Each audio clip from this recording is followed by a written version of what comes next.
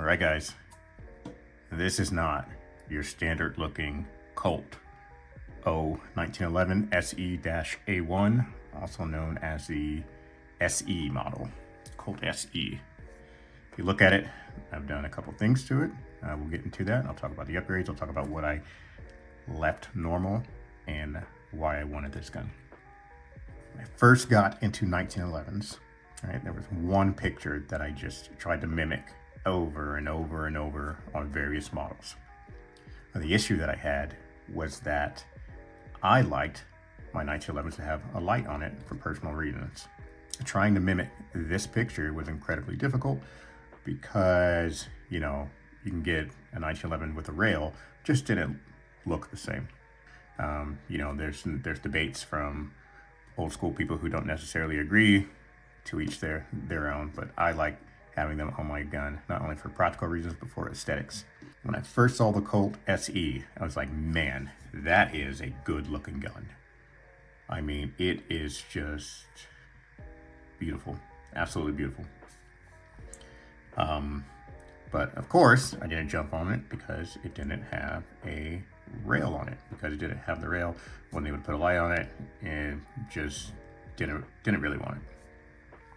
When it comes to my 1911s, for those of you guys that pay attention to what I put out, I don't carry them. I do not carry my 1911, so having a light on it is a non-issue. Sometimes they're my bedside guns. Oftentimes they're just range toys. For this particular gun, you know, it was just insanely beautiful. And then I started to get into nostalgic lights, like this one that you see here and the one that I featured in my last videos. 1990s type of weapon systems, guys. I mean, that's what really captured my attention in the first place. And I'm like, what if I can find one of these lights and then just mimic almost exactly the 1911 of my dreams, for lack of better words. This gun here, I went into a pawn shop and I was looking around and they had it on discount too. So of course I had to grab it. What I appreciate most about this gun here is right here, the roll marks. Those roll marks, I mean, even if you aren't a Colt fan, those are just badass. Nostalgic. The original 1911 marks, not this here, obviously, that's limited edition done with a laser, but this is actually stamped. It's actually stamped on the side of the slide. But this gun here, of course, I like government link, which is your 5-inch barrels. I like to have a GI recoil system, right? So you're gonna have your bushing in the front, along with a plunger and a spring. And I like to have it in 45 ACP. That was the foundation of this gun here. When I read more about this firearm, it's based off the classic 1911 It is a 70 series pistol, but with modern features. Modern features on a semi old school type of design. And it just really, really appealed to me. Some of the modern features that are still on the gun that I haven't changed or anything. You've got the Novak low mount sights here in the rear. You know, Novaks are not my favorite, but they work. You know, they're not bad. In the front here, you have a brass bead, which I thought was pretty neat. You have a upswept beaver tail here in the back. So it goes in and then up to stop from hammer bite. You have front strap checkering, which is really cool. This is at 25 lines per inch. Over here, if I turn the gun this way, you have a slight undercut there. If you look right there, right, and that allows for a higher grip on the pistol. While having those modern updates, though, they kept with a lot of the classic aspects of the Colt 1911. Like I said, you have the roll marks. You have a 1918 nub style thumb safety right here. And what's cool about this thumb safety, on the top, you have checkering. See that there? And then on the bottom of it as well. Pretty neat. Engagement is really solid, really nice, but we'll talk about that later because I did some modifications there. The entire gun is blued. This is the first blued gun that I've ever owned, and when you have one in person, you finally see and appreciate what a good bluing does to the 1911. I mean, this thing is just stupidly beautiful. Carbon steel barrel. You have a ring hammer in the rear. This is an upgraded version, but the original one that comes with it, it's also a ring hammer. So a lot of the features that came with this at a certain price point, it was too good to pass up, really too good. So I got this, end up getting my hand on a light by luck. I'm not gonna tell you how much this costs, but it was a lot. But to me, it's worth it. So let's talk about upgrades. These are the original grips that came with it. Nothing wrong with it. They're really nice. But in order for me to get what I really wanted, I had to go with the VZ grips here. These are your VZ grips, gunner grips. And they're based off of the, I don't know if it's Simonic or Simonic gunner grips. So I ended up getting these. I like how crazy aggressive they are. And I've had an off and on relationship with these grips for a long, long time.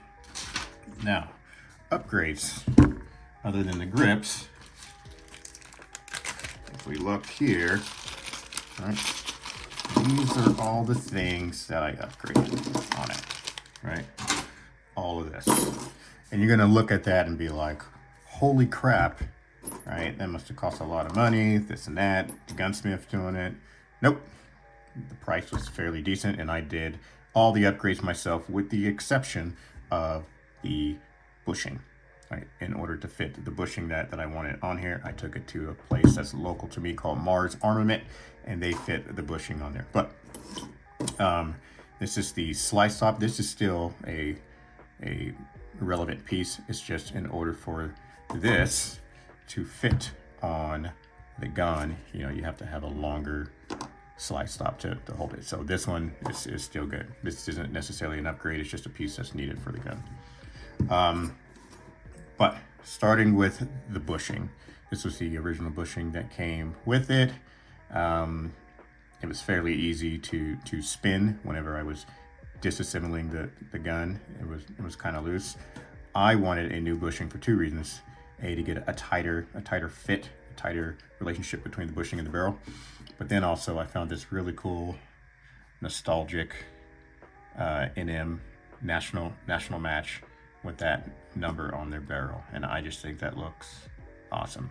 So I ended up getting that, found that on eBay, and had, like I said, Mars Armament fit it, and it is a very, very good fit.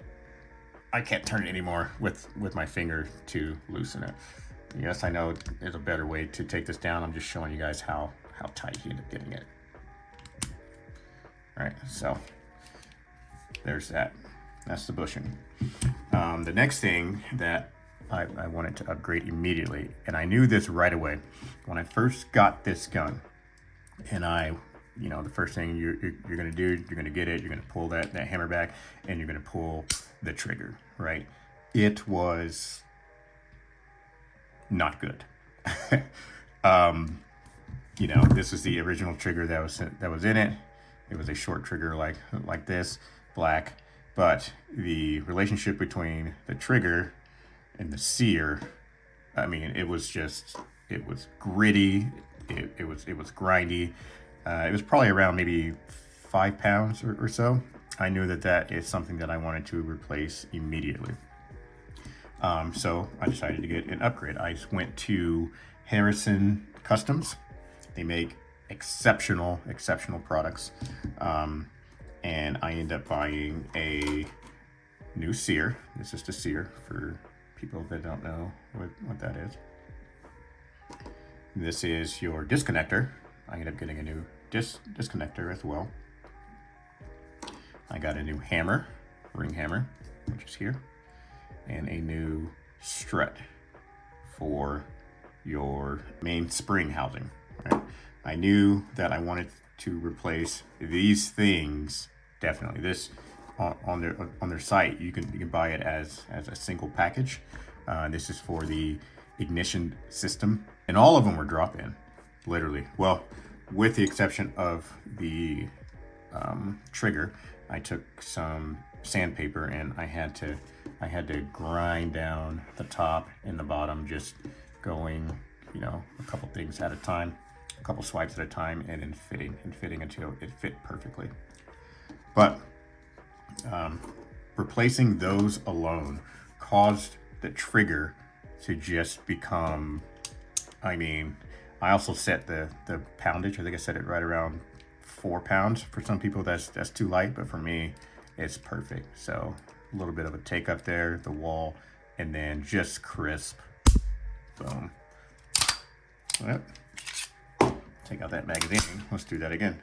Right, the wall, and a reset.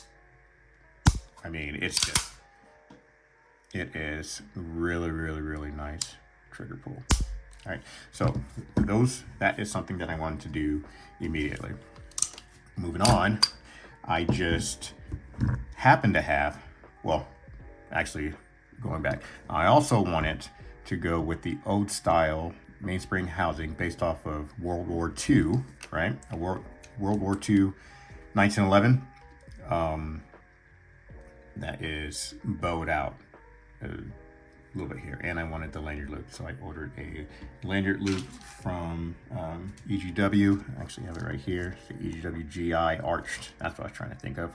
Arched mainspring housing, blue with lanyard loop, and that's the number for those who want to order that. So this was purely for aesthetic reasons, right? Next, I just happened to have an extra spring kit laying around. It was Wilson Combat, and it comes with all these various springs. You know, you got your mainspring, or not mainspring, but you have your GI spring here, right? And then you have your spring for your firing pin. This is going to be what goes into your mainspring housing. And that spring there. This one's going to be for your mag release, and then it comes with another spring here that goes in the plunger tube, and then your leaf spring or your sear spring. So I replaced those, and then I also happen to have a 11-piece 10-8 pin set. All right, so I replaced, I think out of those 11, I used like 8 of them or something. So did all that. Those weren't really necessary, but it's just something I was like, hey, it's an upgrade. Why not just throw them in? So that is what I was working with. Okay. And then overall, when everything was said and done, this was the outcome. And I think it is beautiful. It goes along with what I was looking for. I really like the serial number that I got, SE-0099, so that's pretty cool. I was worried because I had heard a bunch of rumors that, you know, Colt under the CZ ownership era, you know, it's just lackluster quality. I think the quality of this, you know, for it being a factory gun, you know, just off the line, is pretty decent. It's not too bad. Back here, your extractor isn't fit too bad. Overall, you know, it's just a gun that I'm really glad that I came upon, one that I'm really glad that I have the opportunity to make this. After completing this, I took it to the range, and I was thoroughly impressed. I mean, the shot groups are nice and tight. You know, the recoil on it it's good. You know, it's not a lot. And, you know, I did not have any issues with it. It's a solid gun. I'm really happy for the way that mine turned out. And this is definitely one that is going to stay in my collection for years and years and years and years. I think that is pretty much it. Nothing too long. Oh, some of you guys are gonna be like, oh, isn't that the same, you know, light system and whatnot that was used in the last video? Well, I'll show you real quick. I actually plan on doing another video here in a little bit, but it's not the same light. This is your 310R with the toggle switch here, right? And then this is your 310 with the I don't know what system it's called, but you know, it's got that on there. Well, this makes it a 610 when you put this extension on, but if you were to take this extension off and put this just back on the body, that's 310. So those are the two guns there. But well, one more thing, I did manage to find a holster for it. Again, not easy to find because it's light. It's not easy to find. They did not make a bunch of these, but this is your Safariland 6004-533 Colt 3V, your 3 volt. It's going to be the shortened version like this, and then your 6 volt is going to be the longer version like this. So this holster can only fit when it's in the short 3 volt configuration. But you know, put it in, and as you can see, fits like a glove. All right. And when you're ready to take it out, boom, pull it out, and it's good. So that's going to be it, guys. Hope you enjoyed the video. And if you have any questions, feel free to put it down in the chat. Otherwise, stay safe out there, and we'll see you on the range.